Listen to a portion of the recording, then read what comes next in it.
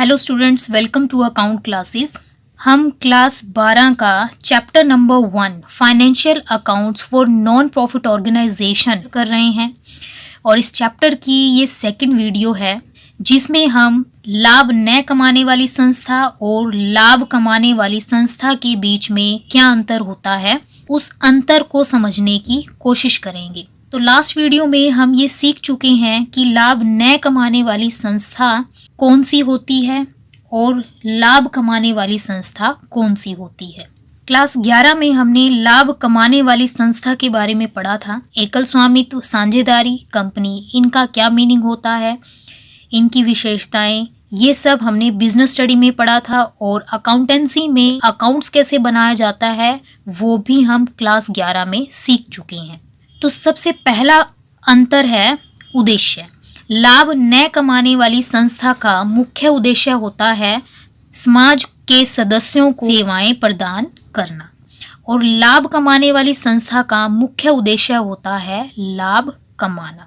For example, लाभ न कमाने वाली संस्था अस्पताल हो सकता है, पुस्तकालय हो सकता है, कोई भी क्लब हो सकता है। और लाभ कमाने वाली संस्था का एग्जाम्पल हम लोग लिख सकते हैं साझेदारी और कंपनी। अगला अंतर है कैपिटल वर्सेस कैपिटल फंड। पूंजी का अर्थ हमें पता है कि जिन रुपयों से व्यवसाय को शुरू किया जाता है उसे हम पूंजी कहते हैं। अब जो नया शब्द है पूंजी कोष, वो हम इस्तेमाल करते हैं लाभ न कमाने वाली संस्था में। तो लाभ कमाने वाली संस्था में पूंजी खाता बनाया जाता है और लाभ न कमाने वाली संस्था में पूंजी खाता ना बनाकर पूंजी कोष खाता बनाया जाता है। अगला अंतर है कि लाभ कमाने वाली संस्था में trading account, profit and loss account और बैलेंस शीट हम लोग बनाते थे। ट्रेडिंग अकाउंट से हमें ग्रॉस प्रॉफिट, ग्रॉस लॉस मिलता था। प्रॉफिट एंड लॉस अकाउंट से हमें नेट प्रॉफिट, नेट लॉस मिलता था और बैलेंस शीट से हमें पता चलता था कि किसी भी व्यवसाय की वित्तीय स्थिति कैसी है। लाभ न कमाने वाली संस्था भी 3 तरह के अकाउंट्स तैयार करती है। पहला है रिसीट एंड पेमेंट अकाउंट जो कैश बुक की तरह बनाया जाएगा। दूसरा है इनकम एंड एक्सपेंडिचर अकाउंट जो प्रॉफिट एंड लॉस अकाउंट की तरह बनाया जाएगा। और तीसरा है बैलेंस शीट जो बिल्कुल वैसे ही बनेगी जैसे हम क्लास 11 में बैलेंस शीट बनाते थे। और इन तीनों अकाउंट्स को कलेक्टिवली हम बोलते हैं फाइनेंशियल स्टेटमेंट्स। अगला अंतर है सरप्लस वर्सेस प्रॉफिट। लाभ कमाने वाली संस्था में प्रॉफिट एंड लॉस अकाउंट हम लोग बनाते थे और प्रॉफिट एंड लॉस अकाउंट से क्या परिणाम मिलता था हमें, या तो हमें मिलता था शुद्ध लाभ या हमें मिलता था शुद्ध हानि। बट लाभ न कमाने वाली संस्था में हम तैयार करेंगे आय व्यय खाता यानी कि इनकम एंड एक्सपेंडिचर अकाउंट और इनकम एंड एक्सपेंडिचर अकाउंट से हमें मिलेगा सरप्लस या deficit. Means income and expenditure account बनाने से अगर प्रॉफिट होगा तो उसको हम सरप्लस कहेंगे और अगर लॉस होगा तो उसको हम कहेंगे डेफिशिएट। लाभ न कमाने वाली संस्था का उद्देश्य प्रॉफिट कमाना नहीं होता है, इसीलिए हम यहाँ पर प्रॉफिट और लॉस शब्द का इस्तेमाल नहीं करेंगे।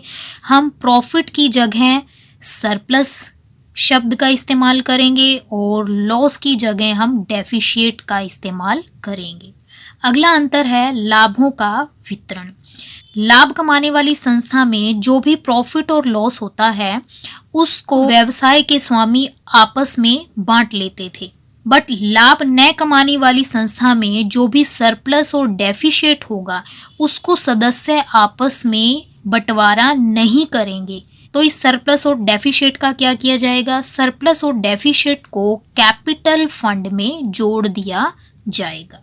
क्योंकि लाभ न कमाने वाली संस्था में जितने भी सदस्य हैं उनका उद्देश्य प्रॉफिट कमाना नहीं होता है बल्कि समाज के लोगों की भलाई करना होता है। इसलिए यहाँ पर जो भी सरप्लस और डेफिशिएट होता है उसका बंटवारा नहीं किया जाता है बल्कि उसको कैपिटल फंड में जोड़ दिया जाता है। अगला अंतर है सब्सक्रिप्शन।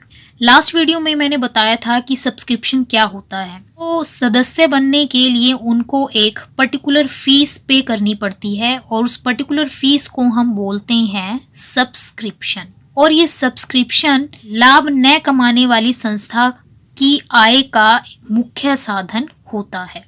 तो सब्सक्रिप्शन शब्द का इस्तेमाल लाभ न कमाने वाली संस्था में होता है, या हम ये भी कह सकते हैं कि आय का मुख्य साधन सब्सक्रिप्शन या चंदा होता है, बट लाभ कमाने वाली संस्था में आय का मुख्य साधन सब्सक्रिप्शन नहीं होता है।